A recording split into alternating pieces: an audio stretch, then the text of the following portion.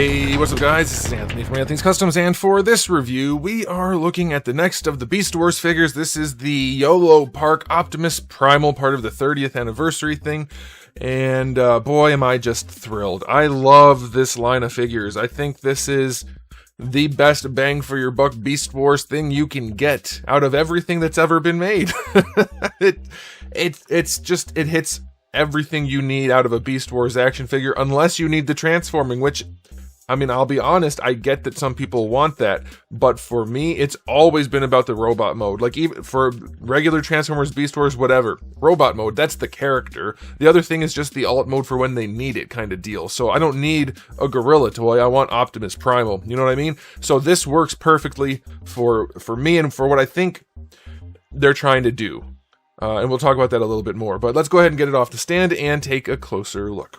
Alright, before we look at the figure, I do want to show you my package. It's just like Dinobot's package. It's the same kind of thing. It looks great from the front. It does look very much like an older classic style toy from the 90s. I love it. Pose there of him kind of folding his arms. You see how the model kit goes together. It takes about 1.5 minutes for this guy. It's really nothing at all, so don't be scared away by the fact that it's a model kit technically. Yeah, and then we have these options here, or photos here. Another photo there. That's a better photo if you see the whole thing. It's a good pose, but that photo's not great. And then you have the inside, which is nice. We have some of that old artwork, which just, it goes hard, as they say. Love that artwork. Didn't include the flail, or the mace, whatever you want to call that. There's that. And then, yeah, you have the big window / opening. It's an actual opening to see the model kit parts. I don't get that. Maybe they just did that so that they had more cardboard to use for this stuff, which I totally understand. And a lot of you said you might cut off the cover and save that over everything else. So I guess you have some options. But yeah, this part doesn't really do much since it's all disassembled. Alright, so let's get into this. This guy is in stock at Big Bad Toy Store. I don't know what they're doing with their pricing on these guys. Megatron and Black Arachne are priced normally, I think.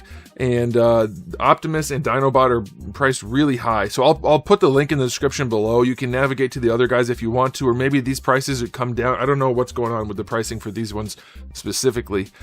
So that's weird, but I'll put the link down there. You can decide to do what you want to do with it, but I'm telling you, last time I looked, the price was high for Dinobot and Optimus. Okay, so got some plastic shavings falling out. Okay, he stands to the top of his noggin just about 18.6 centimeters, roughly.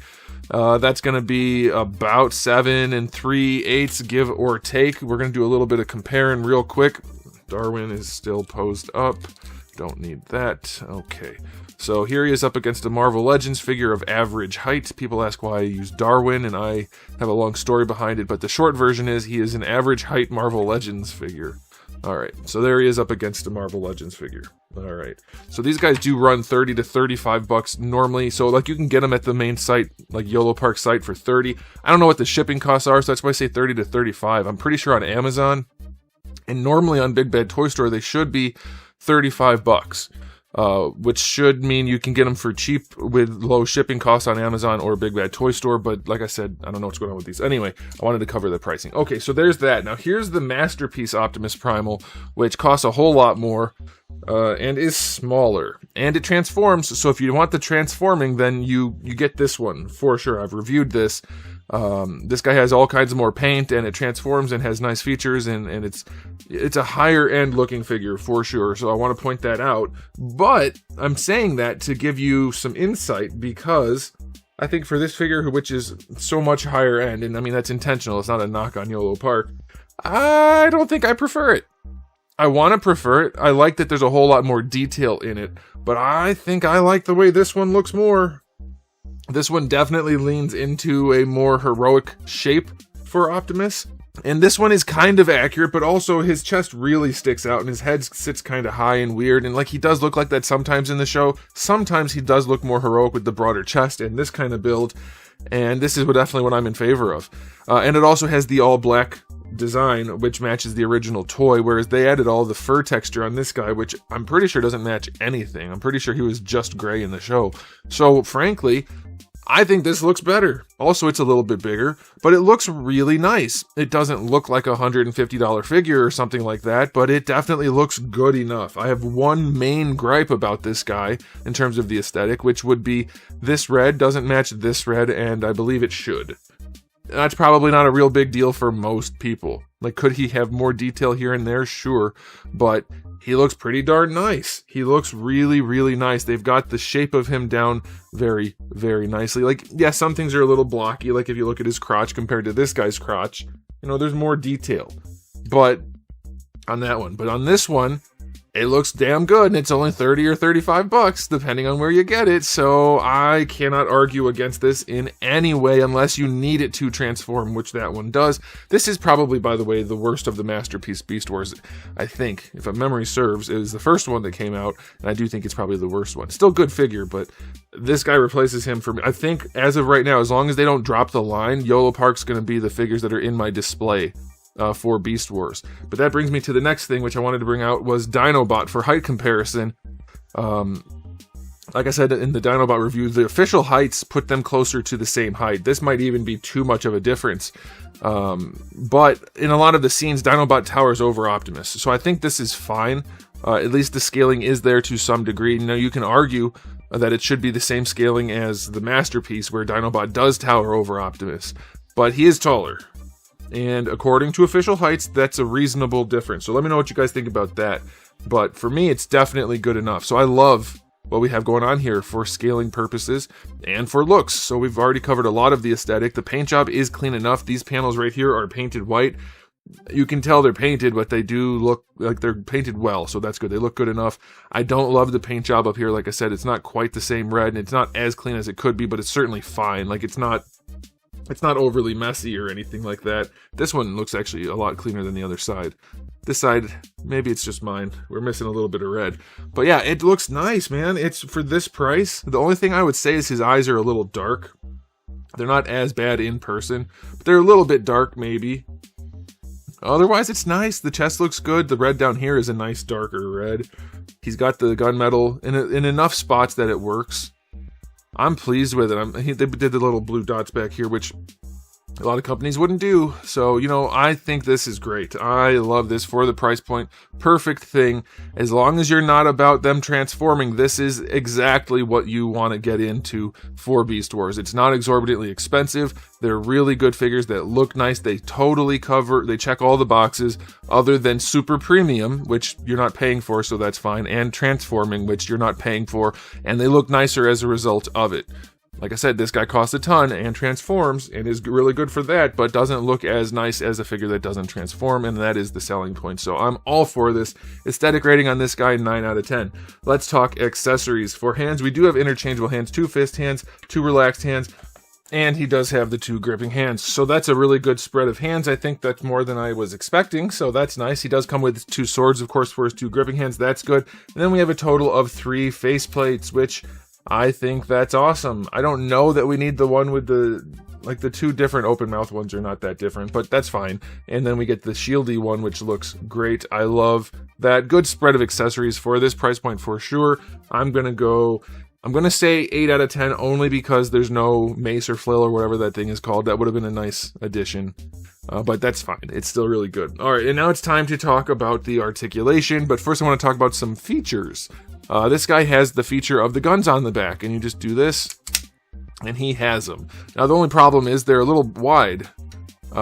They get in the way. The shoulder pads are in the way. Now, you can move the shoulder pads out. Can't you move the shoulder pads out?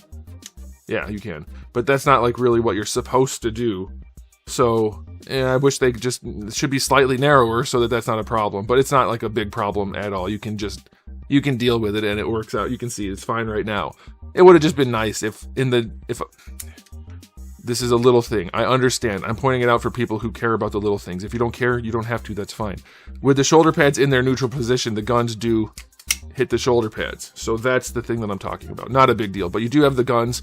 Love that. And then you also have the forearm guns, which is great. He can't rotate at the forearm, so you may run into some trouble posing the arms the way you want to, but having the which way do you do it? That way. Having the little guns pop out Man, for this price point, get the heck out of here. It's so nice. Like, they don't do anything, they don't shoot, but they're there. And I love that. It's on both sides. I love that. You have to push those in and push them down. Perfect. Love that they included those features. Doesn't fly on his own, unfortunately, but otherwise he does pretty much what you would want him to do. Now let's talk about the actual articulation. The head moves around quite well, and that's great. You can get him into all kinds of nuanced posing with those ball pegs. Love that. His backpack does come off if you want it to. I don't know if it's supposed to. Like, it can, obviously. Like I said, it's a model kit, but I don't know if I don't think he ever doesn't have that, so you probably wouldn't want to do that. Shoulder pads do have the double hinge in there, so you can move them around as needed for posing, which is great. They do rotate with the arms, so it can look weird, but it's better than having them in the way, so I like that. You do get a butterfly joint. Doesn't offer a ton of butterfly, but it is there, so that's good. And then, of course, the arms move around, no problem at all. And as I'm handling him, I haven't noticed too many loose spots this time. Last time I handled this guy, he seemed loose, so we'll see if those show up again. I don't remember which spots they were. Bicep swivel is in there. Double jointed elbow works nicely. It is certainly not the best looking elbow we've seen, but it does elbow. And if I remember correctly, this guy's elbow is just not an elbow at all. They didn't do anything for his elbow, so I'm okay with that. And then for the hands, you do get rotation with the little bit of fur on there, if you want to call it that, so that's a nice feature. Good for posing with the swords, but yeah, no forearm rotation for the guns. All right, now for the torso, this part's a little bit loose. That's one of the things. And then this one too. Okay, so let's talk about the torso. Side to side, forward, back. It's not the craziest amount of range, but for a transformer, well, obviously you can't get that if there's a gorilla head inside. So it does lend itself to posing the robot mode. Of course, not being able to transform. You get your waist twist, that's great. For the hips, there's no drop down on this guy, but you don't need it because you get really good range kicking forward, kicking back, going out to the side. It's all the range you need. That's great. This hip's fine. This one, definitely a little flop. Not this way, not side to side, but this way could definitely be tighter. But yeah, really good range otherwise. For the knee, it's an ugly knee. They did a little bit to hide it here, but it is not good looking. If you just do a little bit of knee pose, it's still pretty ugly. There's no way around the ugly on this knee. I'll pull out the other one in a second just to see. I don't remember how they handled it. It's a hideous knee. You get the range, but woof. That is not a good looking knee. It's not necessarily their fault. There's a lot of bulk here and not here, and it's just the way it is, but it is what it is. All right, so the foot can go down, the foot can go up, not really up so much though, but you get the toe hinge that moves a little bit. So we're limited there, goes down a little bit too, and then you get this guy if you want that. But you do get an ankle rocker, which is pretty good. So yeah, he's a little bit more limited than I would like. Having the fake piston is nice, but not being able to go any farther up does kind of suck. So yeah, he poses really well. I'll give his articulation, other than, like, I'd like to have a wrist swivel to help him use these guns, like a forearm swivel. That's going to be hard to implement at this price, so that's fair. And then I'd like the ankles to work a little bit better, things like that. But otherwise, it's good. I'm going to say maybe even 9 out of 10. They did a good job with the shoulder pads. I can't think of much that needs to be fixed, just things that would be nicer. So I'm going to say 9 out of 10 for range. I want to see this guy's knees real quick. I don't remember how bad they are. Oh. Yeah, they're terrible too, just like his elbows. This figure, I'm telling you, it's the worst of the Beast Wars Masterpiece figures. If you just stick it on the shelf and look at it at the right angle, it looks okay, but the way his head juts up from such a weird torso, this one looks so much nicer. Okay, so yeah, after comparing the two even a little bit during this review, I'm even more thrilled with this. Absolutely love what they're doing with this line, and I'm just so thrilled. As a Beast Wars collector, I would have killed for things like this 15 years ago, 20 years ago, hell, even 30 years. No, 30 years ago I was thrilled with the regular toys, which are still surprisingly good. Anyway, it's great. Okay, time for the final rating on this. If you are a Beast Wars fan, do not sleep on this YoloPark line of figures. Unless you absolutely need them to be super premium or to transform, this is the best you can do. By far. And it's not like because everything else sucks, because we do have the Masterpiece line, we do have the Generations line, or whatever they are. There's like 15 different names for things, which are good products. These are the best bang for your buck. And if you don't care about the Beast mode, this is it, man. This is it. So I'm going to give it an overall rating of 9 out of 10, maybe even 9.5. I'll go 9.5. I mean, it's such a good product. They nailed what they were going for. I would love to see a Pro series from this line. I'll buy both. I'll buy all of these, and I'll buy all the fancier ones if they do both. That'd be wonderful for me, but I love these. So yeah, that's my take. If you guys want to talk about it in the comment section below, I'll be down there. So thanks for watching, guys. If you liked the video, please give it a thumbs up. If you didn't, give it a thumbs down. And if you haven't subscribed, you should. I have new videos just about every single day, and thousands already on the channel. So make sure you come back for all of that. And in the meantime, keep collecting.